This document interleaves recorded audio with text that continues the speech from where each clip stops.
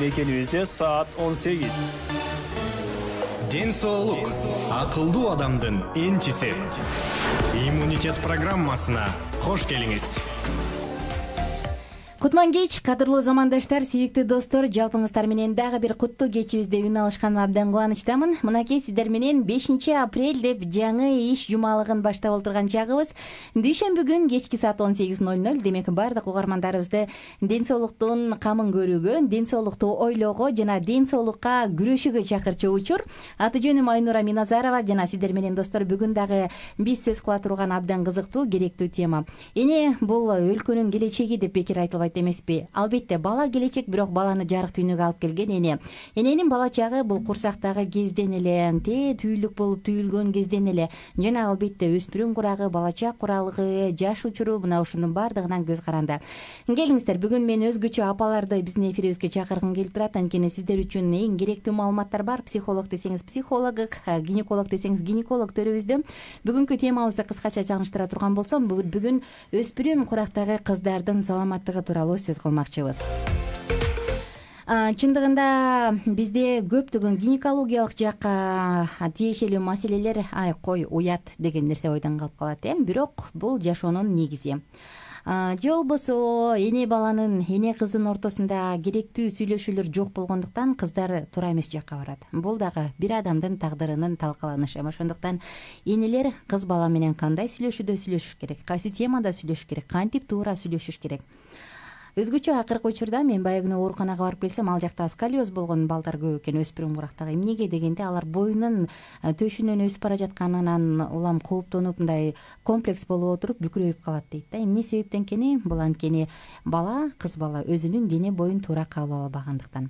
Келиңиздер достор, бул тууралуу биз алдыда 1 саат бою сөз кылабыз. Угармандарыбыздын бардыгын чакырам. WhatsApp аркылуу дагы бизге билдирүү калтырып, суроо жазып кетсеңиз болот. 0312 91 19 19 сандары түз байланыш үчүн жана WhatsApp номерубуз 0705 53 16 64 сандары. Жазыңыздар, чалыңыздар, пикириңизди калтырыңыз, суроолорду жөнөтүңүздөр. Ал эми бүгүнкү конокторубузду тааныштыра турган болсок, эң эле алгачкы коногубуз Республикалык психикалык ден соолук борборунун клиникалык психологу Кеңешбекова Нургүл Кеңешбековна төрүбүздө. Кутман кечиңиз менен. Саламатсыздарбы? Жакшы жетип алдыңызбы? Жакшы, рахмат. Ден соолугуңуз, иштериңиз? Жакшы, Кудайга шүгүр. Анда жалпы элибиз менен амандашып алыңыз. Саламатсыздарбы, ОК радиосунун угармандары. Мен бүгүн конокко келип калдым. Кеңешбекова. Жадырап жайнап келип калдыңыз дегиз. Ооба, туура. Абдан кубанычтабыз менен таанышканыбызга. Анан алдыда ошол өспүрүмдөр менен сүйлөшүү, негизи эле өспүрүмдөрдүн психологиясы тууралуу сонун маалыматтарды алам деп ишенип турам. Жана кийинки коногубузду тааныштырсам, адамдын репродукция боюнча Кыргыз илимий борборунун акушер-гинекологу, балдар гинекологу жана кальпоскописти Анарбаева Мөөркан Абдималиковна биздин төрүбүздө. Саламатсызбы? Саламатсыздарбы? Элибиз менен амандашып алыңыз. Саламатсыздарбы, угармандар? Мөөркан эжеке, сиз менен таанышканыбызга абдан кубанычтабыз. Төрүбүздө көргөнүбүзгө, анан мен эки эжекебизге тең ыраазычылык айтам. Немисче убагынан кечикпей келип бергениңиздер үчүн ыраазычылык айтам. Чындыгында бул да болсо иш күн, бул да болсо эмгек күнү, бардыгы чарчап турган чак, бирок ошого карабастан алтындай убактыңыздарды бөлгөнүңүздөр үчүн рахмат. Анда бүгүн эжекелер ушу жогоруда айтылгандай эле өспүрүм курактагы кыздар тууралуу кененирээк сөз кылгыбыз келип турат. Анан жакында менде бир гинеколог менен сүйлөшүп калып, анан ал айтып да, 13 жашка жеткен кызды бир да жолу гинекологко көргөзө элек экен, деп таң калып атпайбы. Анан мен үчүн бул ачылыш болду чындыгындачы. Эмне андан эрте алып барыш керек беле дегенде, жок, кыз баланы кенедейинен эле гинекологко көргөзүш керек деди да. Биринчи эле суроом ушул Мөөркан эже, сизге болсун. Негизи кыз бала өспүрүм куракка чейин негизи эле канча жашынан гинекологко барышы керек жана эмне себептен? Рахмат сурооңузга. Биринчи бул кыз бала төрөлгөндө эле биринчи осмотр бул роддомдо болот, родзалда неонатолог врач менен көрүлөт. Андан кийин кызды эч нерсе беспокоить этпесе, 1 айга чейин педиатр көрөт өзүнүн поликлиникасынан. Андан кийин если кандай проблемалар болсо, аны уже детский гинекологко жөнөтөт, алар уже өздөрүнүн проблемаларын чечип жардамдашат. Андан кийин эч кандай проблема жок болсо, аны 3 жашка чейин садиктин астында көрсөтсө болот, школго чейин көрсөтсө болот. Көрсөтсө болот деген бул кааласаң, каалабасаң дегендикпи же сөзсүз көргөзүш керекпи? Көргөзүш керек. Ошо анан уже айызы келип баштаганда аны сөзсүз түрдө көрсөтүш керек. Кыз баланы алып барып бүт обследованиясын өткөзүп көрсөтүп койсо апа дагы кыз дагы тынч болот деп ойлойм. Өзүңүздүн жеке тажрыйбаңыздан ошол мисалы өспүрүмдөрдүн ошо балдар гинеколог болуп атканда барбы энелер жетелеп барып кызым гинекологко көргөзүп бир сыйра текшертип коеюн дедим эле дегендер? Азыркы учурда кандай бул? Азыркы учурда бар. Азыркы учурда кездешет. Анан бизде көбүнчө кыргыздар турмушка берердин астында гана беспокоить этип алып барбаса, а так көп учурда алып келишпейт. Эмне себептен алып барыш керек?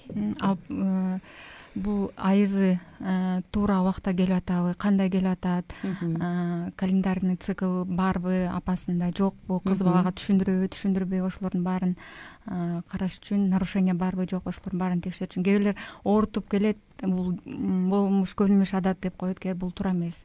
Эси бейиштен оорутуп келип атса, көп болуп келип атса, туура эмес келип атса, задержка болуп атса, же кээ бир кыздарда болот что эрте келип калат, ошондой болсо бул обязательно көрсөтүш керек, кеңеш алыш керек. Азыр ушул айыздык тууралуу сөз кыла кеттик. Канча жашынан кыз балада келиши керек бул? Негизи нормалдуу көрүнүш. Нормалдуу көрүнүш бул 10 жаштан 13 жашка чейин. Бул бирок определенный ушул убакта келет деп айта албайм, потому что кыз баланын дене түзүлүшүнө дагы байланыштуу болушу мүмкүн, жашаган жерине, климатына. Кээ бир тоолуу райондордо 16 жашта келет. Бул көнүмүш адат деп ойлойм да, потому что вот шаарда 16 жаштан кечип келсе, бул уже көрсөтүш керек кыз баланы. Менин эсимде бир тасма бар, мүмкүн сиздер деле көргөнсүздөрдүр. Кеңири эле таркалган таанымал тасмалардын бири. Ошондо кыз баланын айыздыгы келгенде мен жакында өлөм деп ыйлап барат эмеспи? Анысы кандай? Ушул учурларда эне өзгөчө, эми бул атай бул жөнүндө сүйлөшө албайт го дейм. Эне кыз бала менен кандай сүйлөшүш керек? Нургүл эже, сизге сөз. Акыркы учурларда эне менен кыздын мамилеси аябай башкача болуп кетти да.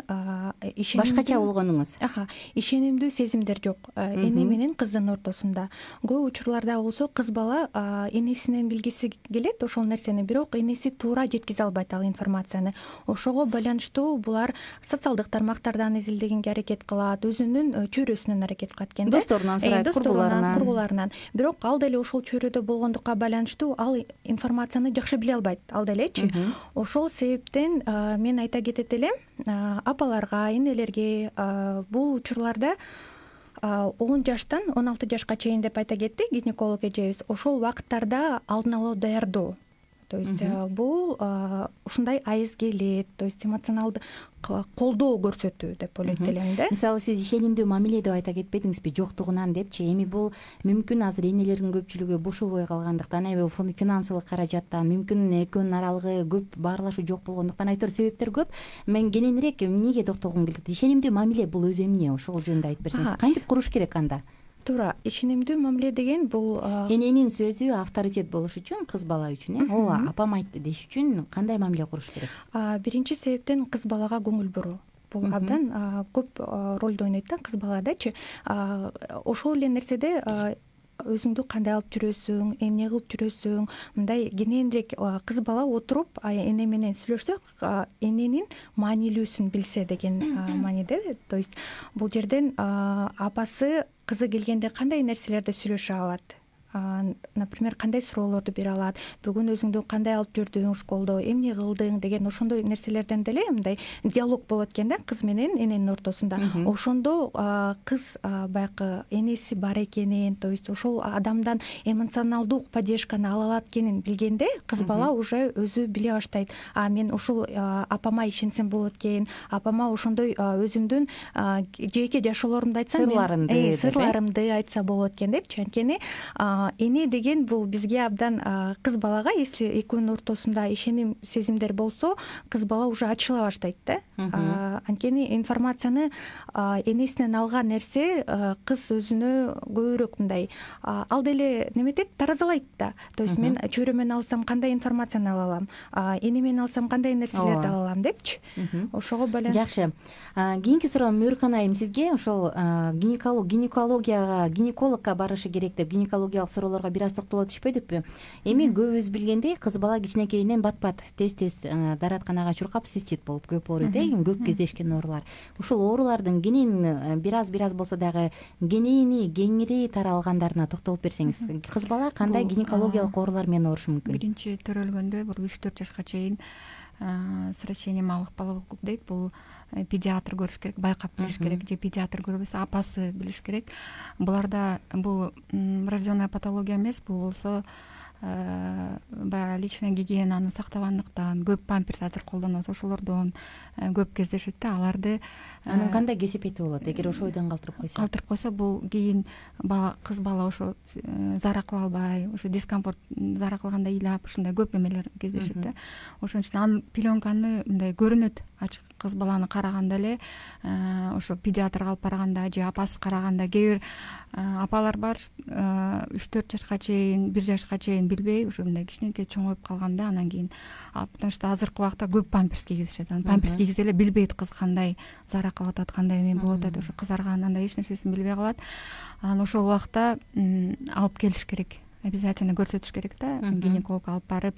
Анан болсо кээ бир жерде алып келгенде биз мазь, крема ушундай назначение кылганда бул 3-4 жумада эле өтүп кетет.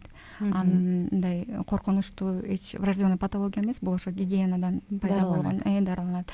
Анан 3-4 жаштан 1-6 жашка чейин көп воспаление болот кыздарда. Аларды тоже кызарып, ачышып, зара кылганда ыйлап, ушинтип айтат апаларын айтканда, аларга тоже биз өзүбүздүн кеңешмелерибизди беребиз, алардан деле эме кылса болот. Анан 8 жаштан 13-14 жашка чейин кээ бирлердики эрте жетилип баштайт. Кыз бала эрте, ал дагы бул патология болуп эсептелет. Анда дагы апалар тынчсызданып алып келиш керек. Эрте жетилип баштаган деген кандай бул?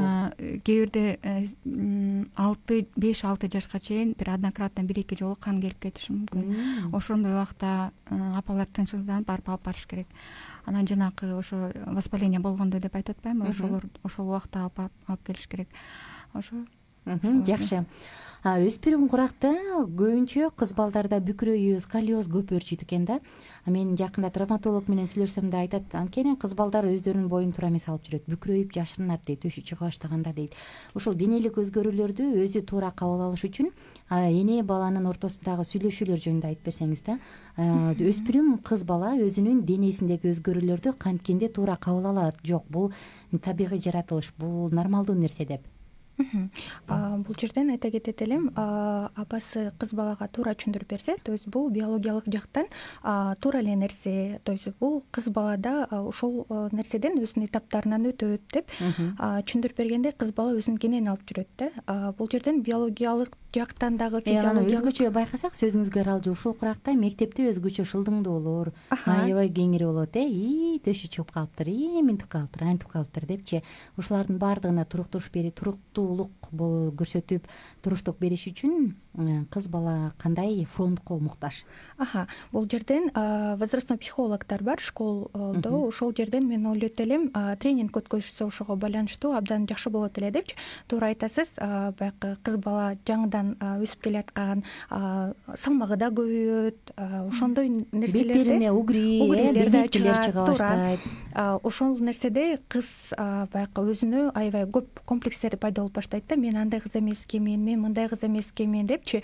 Ошондо ушул нерселерди психологдор менен иштешсе, өзү тренинговый занятие болот, эмоционально поддерживать этсе кыз баланы, өзүнүн самооценкасын көтөрүп, ошол малдарда анда кыз бала өзүн кененирээк сезе баштайт. То есть бул биологиялык жактан бул туура эле нерсе, нормалдуу нерсе турбайбы деп, ошол нерсени ант сезимине пайда болгондо кыз бала андай нерсеге неме болбойт да, баягы чөкпөйт, комплекс болбойт.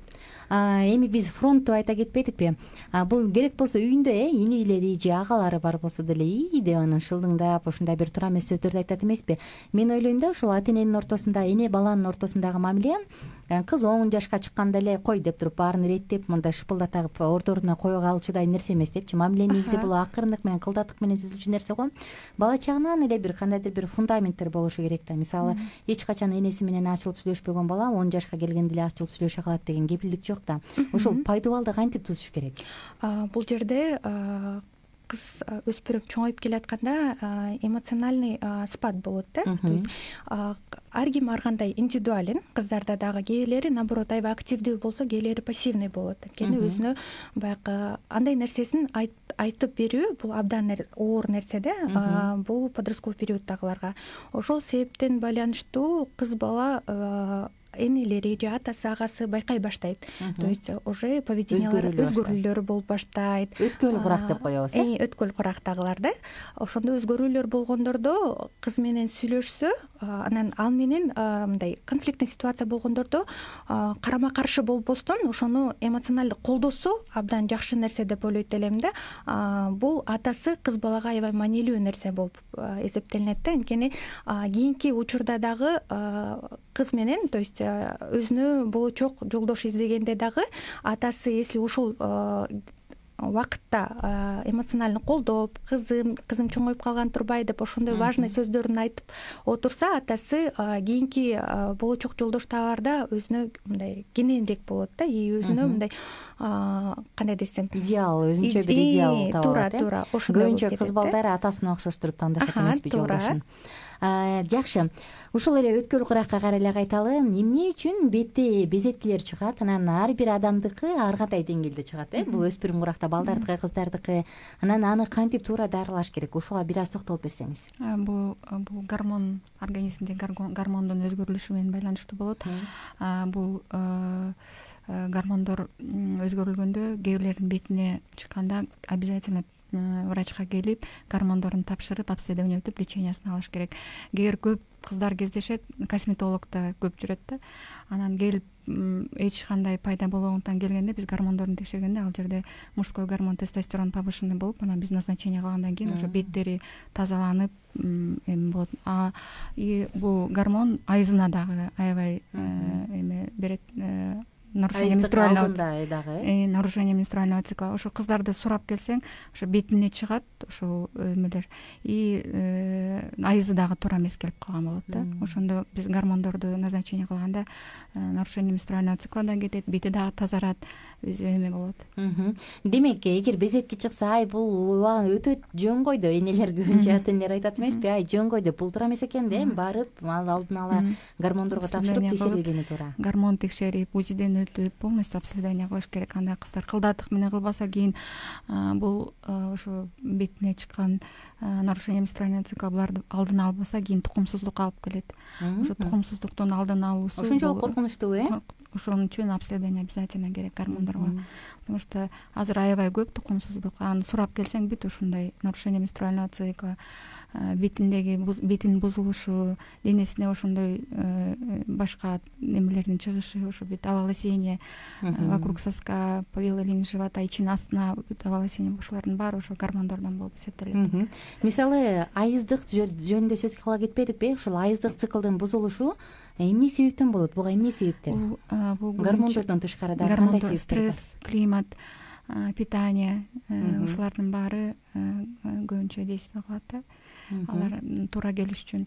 Апалар көбүнчө бизге алып келгенде айызы көп келип, анан гемоглобин 50-ге түшүп калганда гана алып келет. Ошондой ата-энелер болот. Ошон үчүн мен айтарым, 7 күндөн ашып кетсе айыз, 7 күндөн ашып, же 7 күн келип, бирок аябай көп, обильно келип, кыз бала аябай көп ич кийимин алмаштырса, ошондой болсо, бул ошол эмеге апа көңүл буруш керек да. А то көп келип эме болгондо гемоглобин түшөт, бүт общее состояние начарлайт. Ошон үчүн эртерээк мен апаларга айтарым, чтобы кыз баланын ошо айызына аябай жакшы көңүл бурушса депчи. Потому что бул келечектеги апа, бул гемоглобин менен низкий болсо кийин ошондой балдар төрөлөт. Анемия болот. Цистит тууралуу кайрадан сизге кайткым келип атат да, кантип туура дарылаш керек? Мисалы, көбүнчө тез туалетке чуркап калса, дааратканага койдун майы менен табарсык жагын сүйкөп, бутуна жылуу байпак кийгизип коет го. Канчалык деңгээлде бул туура жана кантип туура дарылаш керек? Бул женский половой органы, мочеполовая система, бул жакын жайгашкан үчүн воспаление болсо, бул цистит обязательно кыз балдарда болот. Ошон үчүн келип бүт анализдерин тапшырып, обследование өтүп гана анан кийин дарылаш керек. Потому что мен ошол айткандай эле эртең бул цистит өтүшүп кетсе, бул почкага, анан эртең бул келечектеги эне осложнение болушу мүмкүн. Ошон үчүн көрүнүп, обследование өтүп, анан дарылаш керек. Цистит негизи бул өзү эмне? Бактериалдык оорубу же бул кандай оорулардын түрүнө кирет? Воспаленияден тоже, бактериядан тоже буну обследование кылыш керек. Полностью мочасын тапшырып. Ар кандай себептер болушу мүмкүн. Себептерден болушу мүмкүн. Козголгучтар ар кандай болот, Эгер бактериалдык болсо, анда бөйрөккө түздөн түз таасир берет. Ошон үчүн аларды антибиотик менен же дагы башка биз өзүбүз леченияларын полностью жазып, эме кылып көрүп абседен кийин гана айта алабыз да. Ошон үчүн өзү үйдөн дарылабай больницага алып келиш керек. Көбүнчө байкасаң, мисалы 1-2 жолу болот, анан кийинчерээк дагы болот, анан мурункуда жакшы болгондо анан дагы бир аздан дагы болот. Ошентип отуруп кыш мезгилинде тез боло баштайт, анан акырынан күчөп калат эмеспи? Демек, биринчи башталганда эле, байкалганда эле алып барган туура. Ушул эле суроого кошумча кылгым келет. Мисалы, выделение деп коебуз, бир жыттардын, жагымсыз нерселердин бөлүнүшү. Бул эмнеден болот жана аны кантип туура дарылаш керек? Себеби эмнеде болот? Кээде кыздарда ошо апалары өздөрү ич кийимин байкап туруш керек. Если кыз бала ич кийими булганып, жагымсыз жыт келип, выделениясы, характер выделение өзгөрсө, аны обязательно байкап, тоже мазок тапшырып, лечение кылыш керек. Аны тоже алдын алыш керек. Бул воспалениядан болушу мүмкүн, кээ бир жугуштуу оорулар болушу мүмкүн. Ошолордон келет. Жакшы. Мисалы, көп учурда байкасак, дал ушулдай нерсе кийин чоңойгондо, турмушка чыкканда өтө күчөп кетип атпайбы? Анан көкүнүчтүү кесепеттерге алып барат да. Негизи бул нерсе келип турушу керекпи? Жыт бөлүнгөнү нормалдуу нерсеби же бул таптакыр эле жатпы? Өзү выделение келип туруш керек. Слизистый прозрачный выделение кыз бала өспүрүм мезгилинде уже келип баштайт. Прозрачный слизистый выделение — это норма. А если жыты келип, характер выделения өзгөрүп, цвет выделения өзгөрсө, анда уже барыш керек. Барыш керек. А бирок выделение слизистой — это норма. Бул канча жаштан баштап норма болот? Бул ошо 10 жашта өспүрүм бактан айыз келе баштаганга уже келип баштайт. Нормалдуу эле нерсе болот. Биз угармандарыбызга кайрыла кетели. 0705 53 16 64 сандары кызматта. WhatsApp номерубуз 0705 53 16 64. Жазыңыздар, суроолорду бериңиздер жана ошондой эле түз байланышка дагы чыксаңыз болот. 0312 91 19 19 сандары кызматта. Мен кийинки суроом Нургүл Кеңешбековна сизге болмокчу. Ушул дене боюндагы өзгөрүүлөр жөнүндө сөз кылып атабыз. Айыз тууралуу айтор жалпысынан гормондордун өзгөрүлүшү, баланын чоң жашоого акырындык менен аттанышы тууралуу болуп атпайбы? Ушул убакта өткөөлүү курак деп коет эмеспизби? Подростковый период. Ал азыр ушундай куракта деп. Мисалы, бирок билбейм сиздерде кандай болгон, мен өзүмдөн аны билбейм да. Менде өткөөлүү курак болгонун же качан болуп өткөнүн билбейм. Анткени бала чагыбызда мүмкүн ата-энебиз башкача тарбиялагандыктан айтор бул нерсени билбейм. Бирок азыркы учурда карап отурсаң, суицидке чейин баргандар бар, комплекс болуп таптакыр өзгөрүп жабылып кеткендер бар, же таптакыр ата-энесине баш ийбей кеткендер бар. Ошол учурда баланы даярдоо жөнүндө айтып берсеңиз. Мен ойлойм да, ошол мен атамдын бир өзгөчөлүгү, бизде бала чактан бул нерсеге даярдап, анан акырын алып өткөн окшойт деп ойлоп коебуз. Азыр байки эмнелери менен отуруп сүйлөшөнүн, бизде мындай болгон эмес эле го деп калабыз да. Эми ушул өткөөлүү куракка ата-эне баланы кантип тарбиялаш керек, кантип жакшынакай алып өтүш керек? Ошол жөнүндө сөз кылып берсеңиз. Бул жерден болсо айта кетет элем, 10 жаштан 16 жашка чейин деп кетти да, айызы келет деп. Ошого чейин 9 жашында акырындык менен кыз балага четинен чыгарып, мындай айтып, эмне жөнүндө? Кызым, сен уже мына чоң баягы бул периодда, то есть бул чоң дагы, кичинекей дагы кыз эмес, чоң да кыз эмес болот да, орто жолдо болот. Ошол малда баягы эмоционалдуу даярдоо болсо туура болот го деп ойлоймун да. Анткени мамасы түшүндүрүп берип, кызым, сен мына чоңоюн деп калдың, ушундай айыз деген бар. То есть кыз балада бул этек кири келет, ошол убакыттарда мындай кылыш керек деп баягы гигиенаны айтып, ушундай денеңде өзгөрүүлөр болот. Бул жакшы эле процесс депчи, баягы кыз бала бул чоңойгондон кесепетти деп ошентип айтып бергенде, кыз бала өзүнө ойлонуп, бул жакшы эле нерсе турбайбы деп мындай ал дагы эмоционалдуу даярданат да. Ошол себептен азыркы учурда сиз айта кеткендей, апалар көбүнчө жумушка байланыштуу кыз баласы менен деле көп сүйлөшпөй калды. Школдордон андай нерселерди психолог айтып берет, бирок анчалык бардык эле жерде жок психолог, бардык эле жерде жок да, тилекке каршычы. Анан кийин кайсы жерден информацияны алат? Кайра эле чөйрөсүнөн, кургуларынан, классташтарынан. Бирок ал информацияны алар деле биле албайт. Ал кандай экенин билбейт дагы. Анан баягы кээделери элейт экен да бул нерсеничи, мен ушундай болуп атам деп коркуу сезими менен кабыл алат экен да. Ошону коркуу сезими менен кабыл албаштыктан, то есть туура кабыл алуу, бул нерсени баягы айтып берсе, бул нерсени талкууга чыгарса абдан туура деп ойлойт элем да бул нерсеничи.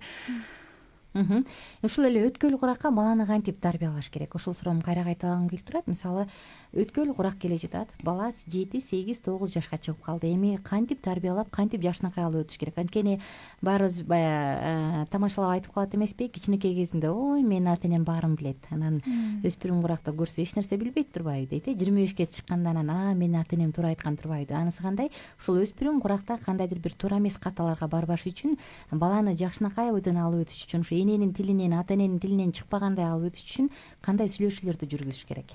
Бул жерден болсо баланы кенен койбош керек деп ойлоймун да. Өзүнүн курстарына барып, бир нерсе менен алек болгондо бала сырт жака бир таасир жака кете албайт да. Анткени убакыты болбойт. То есть окуудан келет, бош койбошу керек дейсиз. Бош койбош керек да, туура. Ал качан бала бош болгондордо ар кандай информацияларды өзүнө кереги жок эле нерселерди издей баштайт да. Ошондо тарбиясы да бузулуп, ата энеси ошол нерседе мындай контролировать эте албай калат да. Ошого байланыштуу, если баланы спорт менен машыктырып, ушундай курстарга алып барып отурса, баланын психологиясы дагы эмоциональный интеллект деп айтып коет. Анысы эмоциональный интеллект өзгөрүлөт да. Ошондо мен ойлойм, туура немесин алат депчи, обратный связин алат деп ойлойм да. Мисалы, сиздин өзүңүздүн кызыңыз бар дейли, мүмкүн бардыр, билбейм, бирок эгер бар болсо, ушул өткөл курагы жакындап келатканда кандай сүйлөшүүлөр жүргүзмөк элеңиз? Биринчисинен мен ойлоймун, анткени азыркы биздин кыргыздардын менталитетинде баягы интимдүү жашоону такыр айтылбайт да, ал табу деп эле айтылат да. Мен болсо ошол нерсени эмоционалдуу даярдамакмын. То есть кызым, ушундай болот, бул нормальный процесс деп. Бирок кыз баладан дагы сураш керек. Ал нерсени ага кызыктуу, ушул нерсени билгиси келип атабы депчи, может быть анын өзүнүн кызыгуусу башка нерседе. Ошол себептен сурап, билип, неме кылгандан кийин анан уже в процессе билинет да. То есть кыз баланын кандай темаларга кызыгуу бар экенин. Если ал адамга, то есть кыз балага кызыктуу эмес болсо, биз болсо таңуулай берсек, туура эмес деп ойлойм да. Анткени ал информация алга кереги жок болуп калат такыр. Негизи ушул өспүрүм курактагы кыздардачы өздөрү кызыгып, анан суроо канчалык деңгээлде мүмкүн болобу? Же бул алар үчүн жок, уят, апам мындай деп ойлоп калсачы, апам мындай деп койсочу деп өздөрү биринчи кадам таштай албайбы? Мисалы, жөнөкөй эле, апа эмнеге ушундай этек киргилет? Апа, мен бул баланы жакшы көрүп калдым деген сыяктуу бир нерселерди ачык өздөрү биринчилерден болуп айта алабы? Же сөзсүз эне биринчи ташташ керекпи кадамда? Мен ойлойм, биринчи эне ташташ керек депчи. Анткени кыз бала тартынуу сезимдер болот да. Анан ата энеси кандай, то есть апасы кандай кабыл алат ал нерсеничи, ал дагы коркуу сезиминен. Если кыз бала болсо ошо этек кире келген нерсени сурай баштаса, же баладын ай кызым деп урушуп коет да, сен дагы кичинекейсиң да, андай нерсени билбешиң керек депчи. На самом деле уже эмоционалдуу даяр ал нерсеге. Ошого байланыштуу мен ойлоймун, эмоционалдуу колдоо керек да. Кыз баланы биринчи кантсе дагы эне ал нерседен өткөн, ал периодтан өткөн, ал этаптан өткөн. Ошого байланыштуу мен ойлойм, акырындык менен даярдап келсе, бул нерсе жакшы эле деп. Эми Мюркан эже, сизге кайрылгым келип атат. Ошол учурда кыз балдар менен, мисалы, кичинекей балдар менен сүйлөшө албайсың, бирок өспүрүм курак, гормондор өзгөрүлө баштаганда, дененде кумар ойгоно баштаган учурда интимдик жашоо жөнүндө кайсынысы туура эмес экендиги тууралуу кантип эне бала сүйлөшө алат бул тууралуу? Мисалы, атасы баласы менен болобу, кызы энеси мененби? Негизи эле ошондой өспүрүм курактагы балдар менен кантип туура сүйлөшүш керек? Туура сүйлөшкөндө бул эркек балдар менен атасы туура сүйлөшкөн деп ойлойм. Апасы, кыз бала менен апасы бул жакын адам болот да. Ошон үчүн апасы кызга айтканы туура деп ойлойм. Көбүнчө бизге кичинекей кыздарды алып келгенде апасы чогуу жүрөт дайыма жанында. Эч качан кыз өзү жалгыз келген көп. Потому что 18 жашка чейин биз карайбыз, 18 жашка чейин 16 жарым, 17, 18 жашта өздөрү келиши мүмкүн. А так 15-16 жашка чейин апалары менен келет көбүнчөчү. Келгенде мынтип сурап эме кылганда эле бизде менталитет деп айткандай, булар мынтип сөйлөгөндө дагы апасынын көзүн карап, мындай ачык сүйлөшө албайт. Анан мынтип барып биз эми көрөбүз да, кыз балдарды көрөбүз, карагандан өзүнүн көзүн карап, мынтип карап сурасаң анан айтышат. Потому что бизде все равно мындай апа менен кыздын ортосунда дагы деле жакшы мындай мамиле жок деп ойлойм. Ачык сүйлөшө албайт. Потому что мен барып мынтип креслодан карап, анан мынтип кыздын көзүн карап мынтип айтсам, ошондо гана айтылат да. А так мынтип апасынын жанында эч качан кыз айта албайт. Ачыла албайт. Биз мындай башка улуттагы кыздарды айтсаң, алар болсо мама знает, деп ушинтип айтышат. Бул нерсени апам билет, апаман сурасаңыз болот деп ушинтип айтат да. А бизде кыздар, кыргыз, биздин өзүбүздүн улуттарда мындай ишеним еще жок деп ойлойм да. Уят деген нерсе бар, бизде жок, бул уят деген уят нерсе бар. Анан күйөөгө тийип 2-3 балалуу болгондон кийин анан айтышат. Кантип сүйлөшүш керек эми, сиз дарыгер катары айтып берсеңиз. Мисалы, өспүрүм курактагы кызга мен кантип түшүндүрүп айтып бере алам да, кызым бул деп, мындай туура сүйлөшүү жөнүндө айтып берсеңиз. Ал нерсени ошол мисалы интимдик жашоого түртпөстөн, бирок коргоп, ошол учурда эле жек көргөзүп койбош үчүн. Жек көргөз. Бул айыз биринчи келип баштаганда апасы өзү түшүндүрүш керек деп ойлойм. Бул норма, бул интимдик жашоо жөнүндө биз ушул мисалы 15-16 жашка чыгып калган кыз бул кызыгып билгиси келип баштайт. Бул эмне, төшөк маселеси деген эмне экен, ар кандай роликтерди көрүш мүмкүн, тасмаларды, мүмкүн порнография көрүш мүмкүн, айтор толтура да. Ушундай учурда бул учурда деле апа өзү айтыш керек, кыз балага өзү айтып түшүндүрүш керек деп ойлойм. Анан көбүнчө бул туура деп ойлойм го. Сиз дагы мен эме кылсаңыз, кошумчаласаңыз, кыз баланы тарбиялаганда мен өзүмдүн оюм деп ойлойм да. Сен ушул турмушка чыкканда деп сүйлөгөн, бул туура деп ойлойм да. Сен ушундай жыныстык жакка барганда деп айтпастан, сен ушу турмушка чыкканда деп айтсаң, ушу кызга туура, мен значит турмушка чыкканда гана ушул жашоо менен жашашым керек деп, ошол деп туура деп, ошондой деп сүйлөшүш керек деп ойлойм. Мен бул өзүмдүн оюм. Көбүнчө кыз балдарга ошентип айтыш керек деп ойлойм да.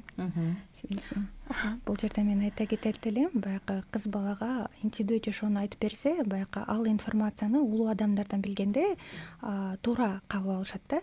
Андан кийин бул жерден биздин коллегабыз айтып кеткендей эле, апа менен кыздын ортосунда андай нерселер сүйлөшүлбөгөнгө байланыштуу кыз бала чет жактан издей баштайт да. Ошол себептен дагы көп таасири тиет кыз балагачы. Коллегам айтып кеткендей эле, турмушка чыкканда деп мен аябай кошулуп кетет элем. Качан ошол потребность болгондо, то есть кыз бала ал информацияны билгиси келгендерде туура ошону айтып берсе, кыз балага ал жаман жолго барбайт. То есть ал уже түшүнө баштайт, мен бул жерден мындай кылат турбаймынбы, кийин турмушка чыкканда башкача болот турбайбы деп өзүнө ошол информацияны билгенде, интимдүү жашоону, ал кыздын уже как бы мындай курсак ачкан адамдын курсагы тоюп калганда ал потребность уже кереги жок болуп калат да бизге. И кыз балада деле ошондой болот да, интимдүү жашоодочу. Андан кийин уже башка нерселерге көңүл бура баштайт. Өспүрүм куракта эрте ушундай интимдик жашоого барган кыздарда кандай көйгөйлөр жаралышы мүмкүн ден соолугунда? Ошо биринчи айтып кеткен, бул көбүнчө воспаление, инфекция, булар баары тукумсуздукка алып келет деп айтам. Анан мен өзү патология шейки деп ошол жактан дагы иштейм. Ошол жакта караганда көп которые половым путем передаются заболевания, ошолор көп чыгат эрте жашап баштаган кыздарда. Ошон үчүн айтат элем, эрте жашаган бул болбойт депчи. 16 жаш бул аябай эле эрте. 17 жаш деле эрте. Ошон үчүн бул көп жаман ооруларды жуктуруп алышы мүмкүн, кыздар билбестенчи. Анан булардын осложнениясы ошо тукумсуздукка, жаман дарттарга алып келет. Көп дегенде санап берсеңиз, көп дегенде кандай оорулар бул? Биринчиден бүт половым путем, которые передаются, инфекции, хламидия, микоплазма, уреоплазма, папилломавирус человека, булар фоновое заболевание раковых дейт, жаман дартка алып келе турган, рак ооруларга алып келе турган, ушулар азыр аябай көп кездешүүдө. Жаш кыздарда, которые начинают жить половой жизнью, ошолордо аябай көп кездешет. Ошон үчүн айтар элем, жаш кыздарды жашабаганга эме кылыпчы. Ошо киста образование, бул воспаленияден пайда болгон, сезгенүүдөн пайда болгон кисталар, азыр айтат элем, өспүрүм кыздарда аябай көп образование кист, которые леченияга болбой операция жолу менен алдыргандар көп болот. Алар кийин барып соруна тукумсуздукка алып келет. Ошон үчүн турбаларында жидкость образоваться этет ошо инфекциялардан. Маткасында воспаление болот, анан турбалар жабылат баары. Эрозия, акырындап рак. Ошолордон алып келет. Бул жерден толуктай кетсем болобу, 16 жаштан эмне себептен интимдүү жашоого барышат? То есть кыз бала баягы эмне издейт ал жактан, мындай рахат алуу эмес да, бул деңгээлде, то есть бир жылуулук сезим издейт экен да, жылуулук сезим, жакшы көрсө экен деп, көңүл бурууларды издейт. Туура. Бул жерден если атасы менен апасы ошол эненин мээримин, атанын мээримин берсе, бул кыз бала ал нерсени деле ойлобойт экен. Анткени үйдөн ошол жылуулук сезимдерди алат экен да. Эмоциональный поддержка деп коет. Ошол деңгээлде эле апасы, атасы мен сени жакшы көрөм, мен сени кызым деп мындай ар кандай жакшы сөздөрдү айтып, жылуу мамилелерди курса атасы менен кызы, анда уже бул өзүнө бир кандайдыр бир жылуу сезим алат экен дагы, анан сырткы жактан издебейт экен ал нерсеничи. Ошого байланыштуу мен ойлойт элем, бул жерге ата менен апанын ортосунда баягы кыздарына жылуу мамилелерин айтып, жылуу сезимдерин, жакшы көрүү сезимдерин айтса, бул нерседен биз чыгып кетет элебиз депчи. Ушул эле суроом мен уландысы эле болсун, анда меники кийинки суроом мындай эле. Жакында эле 7-класста окуган кыз көз жарды. Бул карап отсоң өтө эле өкүнүчтүү. Өтө эле жаш көз жарып баласын таштап кеткендер, оорулуу болуп калгандар, жогоруда Мөөркан эже айткандар айтор толтура мындай өкүнүчтүү учурлар. Өз жанын кыйгандар бар, бул нерседен уялып, ата-эне эмне дейт деп, анан айтор толтура.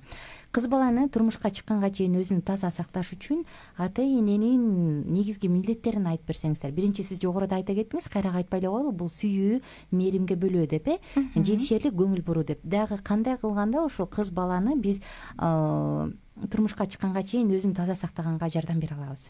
Бул жерден мен мурункудай деле айта кеткендей, кыз баланы курстарга берип, то есть колу бош эмес болсо, андай информация алууга деле убакыты болбойт да. Ошол себептен мен ойлойт элем, кыз баланы башка дагы өзүнө кызыгуу курстарга алып барып, ошондой нерселерге алып барса, для профилактики бул абдан жакшы нерсе депчи. И ошондой эле эжелери менен сүйлөштүрүп, мындай кайсыл жерде кызыгуу болот, улуу муундар менен сүйлөштүрсө, бул абдан маанилүү деп ойлойм. Ушул деле жерден кыз бала болобу, эркек балабы, алардын достору аябай чоң таасир этет эмеспи? Мисалы, мурун уят болсо, азыр эң кичектеби деген нерсе бар, ушундай учурда өзүнүн тегерегиндеги досторду кантип туура тандап алганга жардам бере алабыз? Бул жерден аябай маанилүү кайсы жерде окуйт, кайсы кругозорлору кайсы экенин бул жерден атасы менен апасы мындай кичине контролдорсо абдан жакшы деп ойлойт элемин да. Ошого байланыштуу апанын баягы милдети кыз баланы туура жолго салуу да. Ошол себептен кичине көбүрөөк контролдосо, кандай кургулар менен сүйлөшөт, кандай адамдар менен сүйлөшөт. Ушул контроль деген эле сөзгө токтойлучу. Гестапалык контрольбу же бул контроль кандай болушу керек? Контроль мисалы өспүрүм жакта мен өсмүшүм, мен билем апа дейт дагы, анан ого бетер жашынып, ого бетер катына баштайт эмеспи? Ошондой болуп калбаш үчүн ортодогу ишенимдүү мамиле чын эле орун алыш үчүн кандай көзөмөлдөш керек? Бул жерден апанын туура информация жеткизүү абдан маанилүү да. Биринчиденчи, кыз балага кандай сөздөрдү айта алат? То есть, например, кызым, сен кайсы жерде жүрдүң деп мындай урушуп эмес, аябай катуу тондо эмес, более мындай акырын дагы и катуу да жеткизбегендикке да. То есть, кызым, кел отуралык, сен азыр кайсы жерде жүрдүң деп мындай более мындай достук катары, достук мамиледе айтса, кыз бала дагы мындай ошол мамасына жакыныраак боло баштайт да, апасыначы. Мен кызым менен мынтип сүйлөштүм, то есть апа менен сүйлөшсөм, мага сонун нерселерди айтып берет турбайбы депчи. Канчалык сен аябай катуу кармаган сайын кыз бала алыстайт сенден. Жашырына баштайт, катынып жасай баштайт. Туура. Анан апасынан алгысы келген информацияны если катуу кармаса, то уже интернеттерден карай баштайт да. Интернеттерде азыр социалдык тармактарда аябай информация көпкө байланыштуу. Азыр жаш өспүрүмдөр аны баягы бизде психологияда процесс сепарация деп коет да, баягы ал информацияны сепарировать эте албайт. Ошол себептен бул апасы менен апасы да туура баягы психологиялык жаттан өзүн кичине билим алса аябай жакшы эле деп ойлойт элемин да. Кичине китеп көбүрөөк окуп, ошол жактанчы, ошол направление боюнча. Ошол. Дагы мүмкүн кошумчалар бардыр. Сизде кандай кылганда эне баласы менен жакшынакай мамиле куруп туруп, ошол сексуалдык жашоого турмушка чыкканга чейин барба кызым, сен өзүңдү таза сакта деп туура тарбиялай алат? Дагы кандай мүмкүн кошумчалар бар сиздерде? Мүмкүн баягы адам өзүнүн жон терисинде сезгенде билинет эмеспи ошол нерселерден. Анан мисалы мен жакында бир эне менен сүйлөштүм, ал айтат, кызым чоңоюп калды, 15ке чыкты дейт, бирок ичим ачышат дейт. Анан кийин ал күзгүнүн маңдайына турса деле кагып урушуп алам дейт. Барып оюнсо деле жаман көрүп урушуп алам, жаман көрүп эмес да кагып урушам дейт да. Кызым эмне кыласың деп, бирок карап отуруп, кызым чоңоюп калган турбайбы деген нерсеге бир чети кубансам, бир чети ичим ачышып атат дейт да. Мен ойлойм, бул учурда эне биринчи өзү кабыл алыш керек го деп. Кызымчы, ооба, мына менин кызым чоңоюп келе жатат. Эми мен баягы өзүмдүн жаштыгымдын өтүп баратканына карабастан кызыма жакшы эне болуп, туура багыт бере алышым керек депчи. Кандай дейсиз буга? Туура. Ал нерседен баягы кыз бала кантсе да чоңоюп атса, мамасы, апасы, то есть кичинекей кыздай эле элестетет да ал кыздычы. То есть аябай мындай эмоционалдуу ушул нерсени кабыл алуу абдан оор болот да. Анткени ушунчалык өстүрүп, чоңойтуп, башка эле үй бүлөгө берип коембу депчи. Мен ойлойт элем, бул жерден баягы дисбаланс болуш керек депчи. То есть ак менен кара дегендей эле баягы кызым бир чети апага бул кыз өзүнүн үй бүлөсүн табып, то есть жакшы жолдошко чыкса же өз немесин баягы багын тапса, бул абдан жакшы го дейм. Ошол себептен ошол убакыттарында кыз менен сүйлөшүп отурса апасы, ошондо өзүнө дагы баягы кабыл алуу керек да. Бул кызым баягы чоңойот, өз алдын табат деп баягы туура тарбия берип, өзү да ошол нерсени кабыл алса, мындай кызга да өзүнө да абдан жакшы нерсе болот го деп ойлойм. Жакшы. Жогорудагы эле сурообузга кайтсак, мисалы ушул гигиена деп айта кетпедиңиздерби? Экөөңүздөр теңчи гигиенаны туура сактабаса көптөгөн оорулар келет деп. Ушул гигиенага эле кайта турган болсок, айыз учурунда өспүрүм кыздар эмне, кандай прокладка менен колдонот, эмне колдонушу керек, ошол нерсеге кандай көңүл бурушу керек, алар үчүн эң жакшысы эмне? Мисалы кимдир бирөө айтат, марлин эле үтүктөп салып коюш керек деп, кимдир бирөө жок, андай болбойт дейт. Айтор толтура. Айыл жергелеринде билебиз, апалар эски шишептерди айырып берип коюшат. Ошолар тууралуу айтып берсеңиз. Өзү кыз бала кичине төрөлгөндө эле апа күндө жуунтуп тазалап эме кылып туруш керек. Ошол гигиенаны кыз бала көнүмүш адатка айландырып алыш керек да. 6-7 жашка чейин апалар өздөрү контролировать этет. Уже 8 жашка чыкканда кыз бала өзү самостоятельный болуп калат. Анан ошол көнүмүш адатты күндө турмушунда колдонуп, анан каждый день подмываться этип, эме кылып, ич кийимин алмашып, ушинтип турат да. Анан кийин сиз айткандай гигиенаны бизде апалар келет, алар кичине асты кычышып, кызарып, ушинтип калса эле марганцовка, самын, ушинтип самын менен күндө колдонгонго, марганцовка менен колдонгонго болбойт. Кадимкидей эле суу менен эле кызды жуундуруп, эме кылып турса болот, потому что булар сухость слизистой болуп, наоборот, күчөтүп бериши мүмкүн да. Ошон үчүн айтарым, жөнөкөй эле суу менен эле подмываться этип, 13-14 жашка жеткенде уже гелдер, азыр гелдер бар, но только мындай атыр жыттанган андай гелдер эмес, аптекадан алып колдонсо болот. Гель для интимной гигиены деген ошондойлордон алып колдонсо болот. Аларды биз кыздарга айтабыз. Анан кийин көбүнчө мына хлопок, пахтадан жасалган ошо ич кийимдер, ошолор болуш керек деп айтам. Жакшы. Мисалы бүкүрөйүп жүрүү жөнүндө сөз кыла кетпедикпи? Кандай ооруларга алып келет ошол адам дайыма бүкүрөйүп, өзүнүн дене боюн жашырып жүрө турган болсо? Бул көбүнчө сколиозго алып келет. Аларды анан туура эмес отуруп калат, кыз бала өрчүшү, грудная клетка туура эмес өрчүшү мүмкүн, көкүрөктөрү туура эмес өрчүшү мүмкүн, кийин ошо дене боюна эме кылышы мүмкүн. Ошо көбүнчө. Ошол учурдачы, мисалы бир аз бүкүрөйүп баштаган кыз болсо, сколиоз жаңыдан башталып аткан болсо, кандай ыкмалар менен дене боюн түзүп, кандай ыкмаларды колдонсо болот ошо кайра калыбына алып келиш үчүн? Аны өзү специалисттерге алып барып көрсөтүш керек, полностью диагноз кылып туруп. Кайсы специалисттерге барыш керек болот? Көбүнчө ортопедтер келет.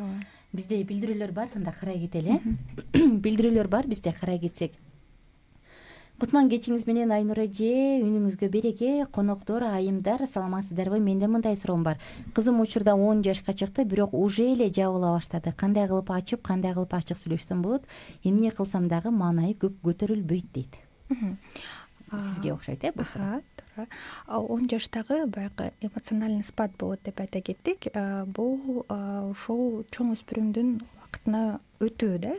Бул жерден болсо кыз бала кандай, например, апасы сүйлөшкүсү келип атабы бул жерден, кандай нерселерди сүйлөшкүсү келип атат, ошолдон кыз баланы байкап жүрүү да. Азыр кыз бала эмне кылгысы келип атат, бул жерден мындай кылат элем да, кыздан суроо, кантип то есть мындай беседа алып жүрүү, бул маанилүү. Апа кантип биринчи подход кылыш керек. Если кыз бала ошону каалап атса, сүйлөшкүсү келип атса, то апа барып сурап неме кылса болот. Если ал сүйлөшкүсү келбесе, пока өзүнө убакыт бериш керек да. Ошондой анткени баягы кыз бала тартынуу, уялуу сезимдер менен ошол нерсени проживать эткенден кийин өзү башталат да. То есть апа ушундай болуп атат деп ачылып баштайт. Качан ошол нерседе возможность бериңиздер убакыт менен. Анан өзүнөн күтүш керек э? Өзүнөн күтүү. Мага дагы жөнөтүлгөн суроолор бар экен. Мындай дейт: саламатсыздарбы, 14 жаштагы кызым бар, бирок мен шартка байланыштуу Орусияда, Москвадамын көп жылдардан бери. Абдан жакын болуп, подружка болгум келет, бирок айттың турмуш башка экен. Кандай кылып кызым менен мамилемди оңдоп курсам болот? Чоң рахмат алдын ала дейт. Бул жерден аябай эмоциональный алыстоо экен. Бул жерден болсо телефон чалышып, сүйлөшүп турса аябай маанилүү болот. Бирок кыз бала апасы менен алыс болгондукка байланыштуу андай нерселерди баягы биле албайт да. Ошол себептен кыздын кайсы жактарынан өзүнүн кайсы нерселери кызыгуу болот, ошол жактан неметсе болот да. Как бы эмоционально поддерживать этип, и в том числе поощрять этсе да болот да. Кандай десем, например, колдоп, мактап, ошол, например, кайсы нерселерге кызыгат, ошондо мамасы колдосо, анда уже взаимоотношениялары өзгөрүлөт. Жакында интернет булактарынан окуп атып аябай төбө чачым тик турду. Кыз баланы айтат, мен ушундай сексуалдык оюнчук болушума апам көп түрткү берди. Анткени ал бул абдан жакшы, бул жакшы деген нерселер бала чактан фундамент болуп калыптыр депчи. Анан ушул нерсени окуп алып абдан бир чети ичим ачышты, ыйлагым келди. Бизде коомдо ушундай энелер бар экендиги үчүн, ушундай кыздар бар экендиги үчүн. Анан жогоруда токтолуп кеткен суроого айткым келип атат да, эгерде чын эле кыз баланын болочокто бактылуу болушун кааласак, рак сыяктуу коркунучтуу оорулар, эрозия, айтор толтур оорулар бар э, тукумсуздукка алып келген. Ушундай нерседен алыс болушун кааласак, эне бактысынан ажыраткыбыз келбесе, андай энелер ушул нерсеге көбүрөөк эле көңүл бурган жакшы деп. Анткени турмушка чыктыңбы, болду, сен андан кийинки жашооң толугу менен жолдошуңдан кийинки жашооң ошондон көз каранды болуп атпайбы? Кандай турмушка узатасың, э? Бул дагы абдан маанилүү. Мүмкүн кайсы бир жерде жок, бул азыр салт эмес, бул азыр заманбап жашоодо таптакыр башка деген менен мен ойлойм, нравалык, адеп ахлактык баалуулуктар бар э. Балдарды баары бир биз туура жакшынакай тарбиялап, турмуш жолуна жакшынакай узатып, жакшынакай үй бүлөлүк жашоого тарбиялап берчү. Эми бул үй бүлөлүк жашоого тарбиялагандардын ичинен дагы бир суроо, ушул интимдик жашоо бул негиз болуп атпайбы жашоодо, үй бүлөлүк жашоонун негизи. Анан бул нерсеге кантип туура тарбиялай алабыз дегенде эле биринчи мен ойлойт элем, тазалык эмне экенин балдарга түшүндүрүп берүү маанилүү деп э. Бул менин жеке оюм, албетте мен психолог эмесмин, гинеколог эмесмин, бирок өзүм ойлойм да, ошол бала үчүн сен эгерде болочокто бактылуу болгуң келсе, жолдошуң сени сүйүшүн кааласаң десек, бул ар бир эле өспүрүм кыздын кыялы. Анда сен өзүңдү таза бойдон сактаганың маанилүү. Төшөк кумары бул өтүп кетет деп. Мен мисалы аябай өзүм атама дагы бир жолу айткым келет, баа берем да. Ал мага көп айтчу, кызым, отуруштарга барба деп чоңоюп калгандачы. Эмнеге десем, алар сага кош берип коюшу мүмкүн, дары кош берип коюшу мүмкүн, сен эмне болгонун билбей каласың, бирок жашооң 5 мүнөттүн ичинде талкаланат деп көп айтчу да. Анан мен азыр аябай атама баа берем, көп нерселерди айтып берчү. Азыр кийин анан көрүп турам, атам көрсө ушул жөнүндө айткан турбайбы. Анан мен ал нерсе эмне экенин билбегендиктен, бирок барбайсың, коркосуң да. Жок, мен атам калп айтпайт да. Ал мен үчүн авторитет адам, абройлуу адам. Анан кийин ойлоно туруп, анан ата, абдан сен ушунча акылман экенсиң деп азыр дагы айтып калам да. Анысы кандай, ушундай сүйлөшүүлөр боло турган болсо, эне баланын ортосундабы, ата кыздын ортосундабы айтор боло турган болсо, мен ойлойм, көптөгөн кыйынчылыктарды азыр алдын алып койсок болот э. Мүмкүн кошумчалар бардыр сиздерде? Кийинки суроого биринчи суроо берип кетпеди, ошого дагы толугураак жооп берсем болобу? Бул жерден если то есть подросток аябай ошентип мындай өзүн өзү неме кылып атса, мен ойлойт элемин, специалисттерге кайрылуу керек депчи. Азыр болсо бул жерден обобщенно айтылып атат да, баягы биз баланын состояниясы жана 10 жаштагы кызым деген э. Туура. Ошону мен токтоп кетейин дедим эле да. То есть биз болсо азыр ал бала, то есть ал кыз бала кандай состоянияда экенин билбейбиз да. Ошого байланыштуу мен ойлойт элем, специалисттерге кайрылса депчи. Бул жерден аябай немеси дагы кандай үй бүлөдө өсүп атканы дагы абдан маанилүү деп ойлоймун да. Ошого байланыштуу жөн гана игнорировать эте бербестен дагы баягы карап, наблюдать этип көрүп кыз баланы өзү кандай жүрөт, кандай алып атат, если ушунчалык эле деңгээлде аябай чөгүп баратса, анда бул жерден биздин то есть специалисттерге кайрылып, бизден консультация алса бул туура деп ойлойм. Мүмкүн сизде кошумчалайын деп айткан, сиз айткандай ошо атам авторитет мен үчүн деп айтпайсызбы? Ошо кыз бала үчүн апа авторитет болуш керек. Потому что кыз бала апасынын кыймыл аракетин, жасаганын, атасына кылган мамилесин, айылына чүйрөндө алып жүргөнүн көрүп туруп, кыз бала ошого каратып, мен дагы апамдай болгум келет деп тарбияланат. Ошон үчүн мен апаларга айтмакмын да. Ошо кыз балага туура мамилени ошо көп апалардан Менде толуктай кетсем болобу? Азыркы статистика боюнча 2 ажырым жолго түшкөн адамдар, то есть үй бүлөлөр аябай көп болуп атат да. Ошону карап, кыз балада да аябай коркуу сезимдер болуп атат. Мен турмушка чыгып калсам, мен да ушинтип папамдай болуп калат турбаймынбы, мындай болуп калат турбаймынбы деген комплекстер абдан көп да. Ошого байланыштуу мен туура түшүнүп атам, мен баягы жашоодо ылдый дагы болот экен, ар кандай ситуация болот экен. Ошого байланыштуу ошол нерселерди если байкап отурсаңыздар, специалисттерге кайрылып, ошол нерседен консультация алсаңыздар абдан жакшы болот эле деп ойлойт элем да. Анткени өзүмдүн практикамда көп учурларда ошондой болуп калат да. Баягы мен апаман кандай кеңешти ала алам? То есть менин апам болсо ушундай болуп жүрсө мен кантип болушум керек деген аябай сөздөр көп болот да. Ошого байланыштуу баягы кыз бала эненин мээримин ала албай калган болот да. Анткени бул жерден баягы үй бүлөлөрдө аябай көп конфликт болуп, ар кандай нерселерди баягы ата менен апасынын ортосунда ызы чуу чырларды көрөт да. Кыз бала ошондон да коркуу сезимдери болот да.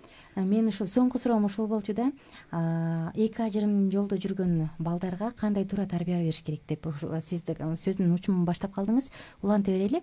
Чындыгында эки жакта жүрсө, мисалы көп учурда экөө бири-бирине өчөшкөндүктөн балдарын катташтырбай коюшат. Көп учурда ушундайлар бар эмеспи? Негизи туура кылганда кандай кылсак болот?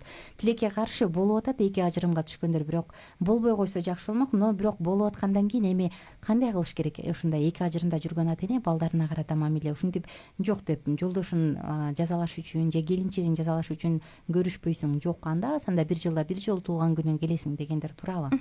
Бул жерде мен ойлойт элем, жок, туура эмес деп. Биринчисинен бул ортодо баягы ошол келинчеги менен жолдошунун ортосунда семейный психология деп коет. Семейный психологдор менен өздөрү бири-бири менен сүйлөшүп алыш керек да. Бул абдан маанилүү, консультация алыш керек специалисттерден. Бул кантсе да ата болгон ата. То есть ал башка адам ата болуп бере албайт ал адамгачы. Андан кийин азыр көп учурларда баягы бири-бири менен урушкандарда баласын аябай ортого салат да.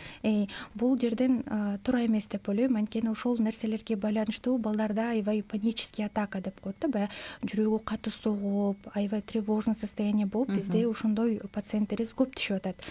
Мурунку учурда мен окуп жүргөндөрдө мындай 40тан өткөн немелер болсо, пациенттерибиз поступать этсе, азыркы учурда аябай жаштар. Ошол эле симптомдор менен жаштар. Бул жерден изилдөө кетсең, баягы кичинекей кезиндеги ошол ата энесинин урушкан нерселерин көрүп, баягы баланы орто жолдо чайнай беришет да. Ошол себептен ата энеге айта кетет элем, биринчи өзүңүздөрдүн ошо проблемаларыңарды чечүү менен специалисттерге кайрылып, ошол нерсени консультация алып, кеңеш алгандан кийин анан балаңыздар дагы башка баягы алардын дагы көз караштары башкача болот да.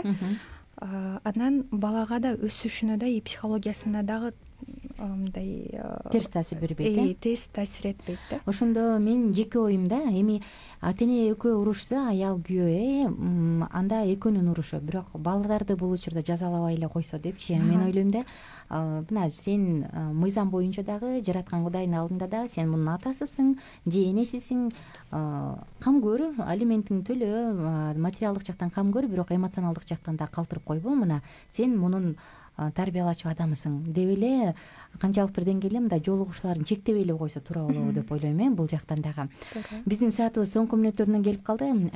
Жыйынтыктачу учурдабыз. Анда сиздерге эркин микрофон. Ушул бүгүнкү эфирдин негизинде кандай тыянак чыгарып, элибизге кандай кайрылууңуздар бар? Келиңиздер. Мөркан эже баштаңыз. Мен элиме биринчиден ден соолук кааламакмын. Эне кыздын ортосунда ачык мамиле болсун кааламакмын. Ачык сүйлөшүш керек деп ойлойм. ошо анан жана сиз мурункуда айтып кеткендей өзүмчүлдүк ата эне өзүм деп ойлобош керек. Ушу баланы төрөдү, ал ушу балага ответственный болуш керек. Анын окуусуна, жүрүм турумуна, тарбиясына, ден соолугуна баарына ошентип ойлойм. Ошо баарына ден соолук каалайм. Анан жакында ошол сизде мурунку эфирде дагы бизге бир чоң гинеколог эже келип кетти эле. Ал эже айтып атпайбы, оорулуу энеден оорулуу бала, оорулуу кыз бала төрөлөт деп. Мисалы жугуштуу оорулар, ошол эле шейшеп, жөнөкөй эле мончудон жуга турган оорулар, айтор карап отурсаң толтура эмеспи? Эне оорулуу болду, демек баласына дагы ошол нерсени берет депчи. Анан кан аркылуу бериле турган оорулар бар, тилекке каршы көптөгөн оорулар бар. Анан мен ойлойм да, эгерде эне болсоң, анда сен болочок кийинки жашооң, балаң үчүн, балаң неберең үчүн толук жоопкерчилик мойнуңда деп ошол нерсени сезсек, анда мен ойлойм жанагындай ойноштук, жаман нерсе, ала жыптаттоо, жаман бузуку жолдорго барбайт элек деп. Жоопкерчиликтин жетишсиздигинен оорулар көбөйүп атат. Менин то есть кыргыз эли мен каалап кетер элем, ошол балдарына көбүрөөк басым жасап, көбүрөөк убактын бөлүп, жакшы сөздөрүн айтып, жылуу мамилелерин көрсөтсө, бул балдар мындай нерселерге туш болбойт деп ойлоймун да. Демек сиздин каалооңуз көбүрөөк көңүл буруп балдарга, достук мамиле куруп. Чоң рахмат. Ардактуу достор, биз конокторубуз менен да коштошчу учурдабыз, жана эфирде жыйынтыктачу мүнөттөргө келдик. Бүгүнкү конокторду дагы бир жолу тааныштыра кетсем, Республикалык психикалык ден соолук борборунун клиникалык психологу Кеңешбекова Нургүл Кеңешбековна болду, жана адамдын репродукция боюнча Кыргыз илимий борборунун акушер-гинекологу, балдар гинекологу Анарбаева Мөөркан Абдималиковна болду. Сиздерге терең ыраазычылык айтам. Алтында убактыңыздарды бөлүп келип бергениңиздер үчүн чоң рахмат. Ишиңиздер илгериле берсин. Буюрса дагы да ушул эфирден жаркыраган жакшынакай төрүбүздөн жолугабыз деп үмүттөнөм. Мен болсо достор, сиздер менен коштошом. Саатыбыздын соңку мүнөттөрү чындыгында бул бала адамга бизге берилген белек дейт, бирок жөн эле белек эмес. Ал үчүн тарбиялап, ал үчүн жоопкерчиликтүү болуп, кайра жакшынакай кылып тарбиядалыпсын берип, анан уядан учурчу нерсе экен. Биз көбүнчө өспүрүм балдарды карап, эмне өтүп кетет, ал эле бул эле дешибиз мүмкүн, бирок жашоосуна балта ошол учурда чабылып калышы мүмкүн. Же ошол учурда биз бактылуу жашоого негиз салып кое алабыз. Келиңиздер, сүйүүгө бөлөп, мээримге бөлөп, аларды колдон келишинче өзүбүздүн сүйүүбүзгө эркелетип, колдон келишинче көбүрөөк көңүл буруп, достук мамиледе болуп, бактылуу инсандардын көбөйүшүнө салым кошолу. Аты жөнүм Айнура Миназарова, жана сиздер менен эртең таңкы саат 8де үн алышам. Ар бир угарманыбызга, ар бир өспүрүм балага, ар бир кичинекей балага бактылуу жашоону каалайт элем. Бар болуңуздар достор.